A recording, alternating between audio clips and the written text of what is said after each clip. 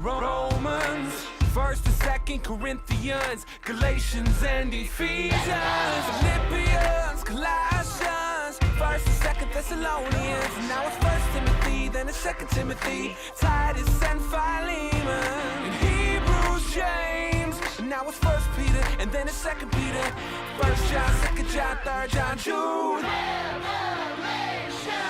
These are the books of the Bible, the wonderful books of the Bible. These are the books of the Bible, the wonderful books. It's a letter from God that sets everyone free, a gift for you, for me. These are the books of the Bible, the wonderful books of the Bible. Whoa, whoa, whoa, whoa,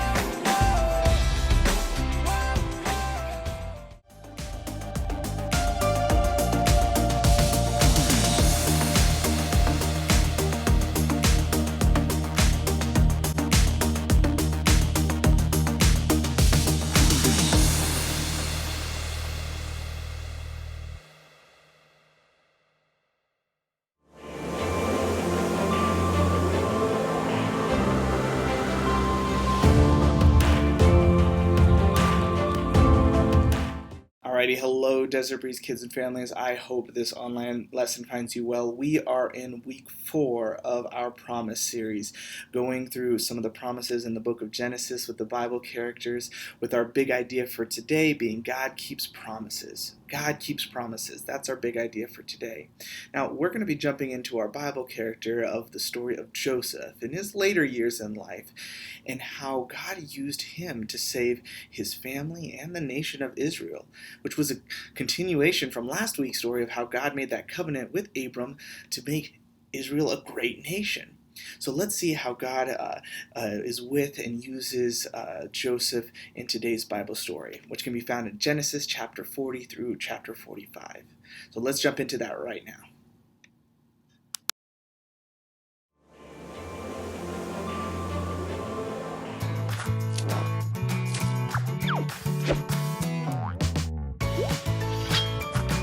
The Faithful Hall of Fame, Joseph.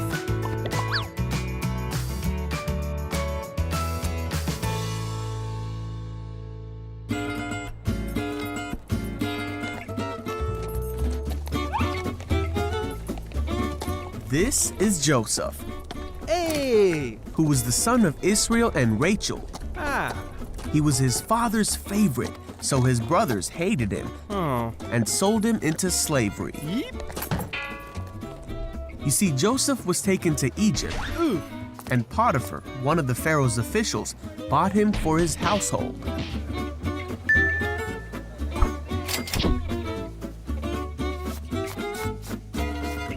God was with Joseph, and he did well in Potiphar's house. Potiphar's wife saw how well Joseph was doing in the house, and she wanted to make him do bad things. Joseph ran away from her because he wanted nothing to do with someone who would try to make him do the wrong thing. This made Potiphar's wife angry, and she wanted to be rid of Joseph.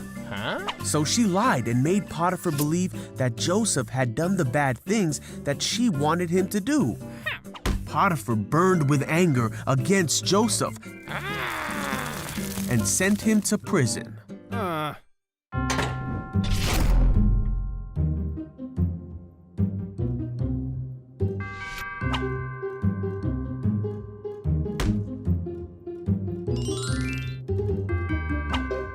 While Joseph was in prison, again, he did well, and the warden soon made him responsible for all that was done there. God was with Joseph and gave him success in whatever he did. When 2 full years had passed, Pharaoh was having unsettling dreams. Pharaoh did not understand his dreams, so he sent for Joseph. Pharaoh asked Joseph to tell him the meaning of his dreams.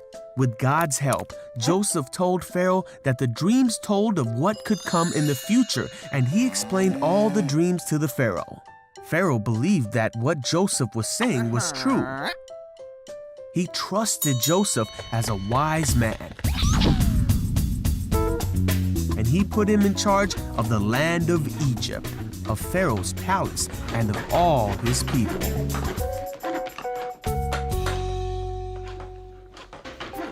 Just as Joseph had told the Pharaoh, Egypt had 7 years of abundance. Then the 7 years of abundance came to an end, and the 7 years of famine began, just as Joseph had said. But the Egyptians had food to eat because Joseph had planned for the famine. There was famine in all the other lands, and many came to Joseph to buy food. There was even a famine in the land that Joseph came from. So when Israel heard that there was grain in Egypt, he sent his sons to buy some. But Israel did not send Benjamin with the others because he was afraid that harm might come to him. When Joseph's brothers came to him, Joseph recognized them, but he pretended to be a stranger. So Joseph decided to test his brothers. He had his interpreter tell them to send for Benjamin, who had stayed home. They traveled home to their father's house, then back to Egypt. Now that he had seen that they brought Benjamin, Joseph was overwhelmed. Joseph could no longer control himself before his attendants. He made them leave so he could be alone with his brothers, and he told his brothers who he really was. Ta-da! He told them of his life and all he had experienced, and he forgave them for what they had done. God was with Joseph and took care of him and showed him favor. Man, there's so much that happens in the life and story of Joseph, and just how God used him to continue to for God to keep his promises, because God keeps his promises both then and even now. Now, one of the things that I want you to think about is, if you remember in the story of Joseph today, one thing that God helped him do was interpret the vision of the Pharaoh, and especially with that grain, of how there would be 7 years of plenty, then 7 years of famine. Now, what grain is used a lot in is making bread. So what I want you to do is, anytime you see a bread, a slice of bread, wherever, I want you to just give some time to thank God for what he's given you. So that's going to be our challenge for today. Anytime you see bread, just give thanks to God. Now, once again, we give thanks to God because he does keep his promises. That's our big idea. God keeps promises. So let's jump in to see how our friend Carl is doing with today's big idea. Once again, welcome to Bro TV. Hi, Cassie. So it's your birthday today. Yep, but you already knew that. Of course I did. Happy birthday. Thanks. So what'd you get me? Well, it's a surprise. Come in. Why'd you yell that? Someone ring the doorbell. I didn't hear anything. Well, your hearing must be getting worse with age, Cassie. You should go see who it is. I don't know. Who's it? Oh, someone's knocking. All right, I'll go check. Okay, everyone, I did not know it was her birthday, and I cannot not get her a gift again. It'll make me the worst friend ever. So we gotta make a gift.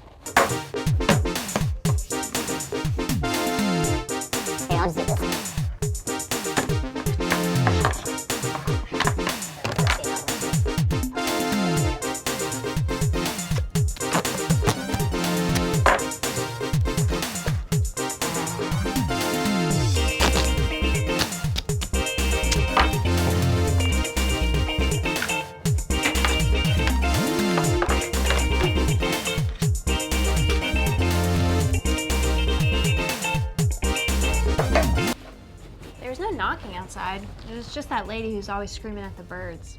What is this? This? It's your surprise present. My surprise? Yep, be careful with it though. I spent a lot of money on it. Did you? Yeah.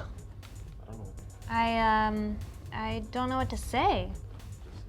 Just say thank you. Thanks. Carl, Yeah? you forgot my birthday, didn't you? What? No! No way did I forget your birthday! You're crazy! That's insane! No way did I forget your birthday! Okay, yeah, I did forget your birthday. You didn't spend any money on this, did you? I did buy the tape. Listen, Carl. No, Cassie, I'm sorry. I totally forgot. I know I promised I wouldn't forget, but I did. And I really tried. Carl, it's okay. What do you mean? I knew you forgot, and I just want you to know it's okay. I actually kind of like the present. Do you? Sure. And to be honest, the promises I care about the most aren't the ones my friends make. It's the promises God makes, because you know they're always going to come true. Always? Always. Always. Yes, always. You remember Joseph? He was put in prison for something he didn't even do. But even in prison, God was still with him. Joseph had a gift of interpreting dreams, and one day Pharaoh, the king of Egypt, heard about it. Pharaoh asked Joseph to tell him what his weird dreams meant, and Joseph did. Joseph also gave him advice to plan ahead for the tough times coming, based on the dreams Pharaoh had. This impressed Pharaoh so much that he had Joseph taken out of prison and become second in command over all of Egypt. And then years later, his brothers, who thought he was dead, reunited with him and bowed at his feet. Whoa, just like the dream he had when he was younger. Yep, God kept the promises to Joseph, and God is keeping the promises to us now. Like what kind of promises? Maybe I can get a promise and give it to you for your birthday. That's nice of you, but everyone gets God's promises. It doesn't matter who you are. God's promises are for everyone. All right, I knew that. Like, every time I clear my plate at dinner, I get dessert. And every time I eat dessert, I get really hyper. I don't think any of those are promises God made. We can read the Bible to find real promises from God. Like Isaiah 41:10 tells us God promises to always be with us, so we don't have to be afraid. Matthew 6:33 says God promises to give us what is best for us when we put God first. And 1 John 1:9 says God promises to forgive us when we mess up. Those are some awesome promises. God made all of them? Yep, and not only does God make us promises, God keeps promises. Can I promise you one thing right now? Sure? I promise I'm telling you the truth when I say, that's our big idea! Our big idea is God keeps promises. So let's say it on the count of 3, okay? Okay, 1, 2, 3. God keeps promises!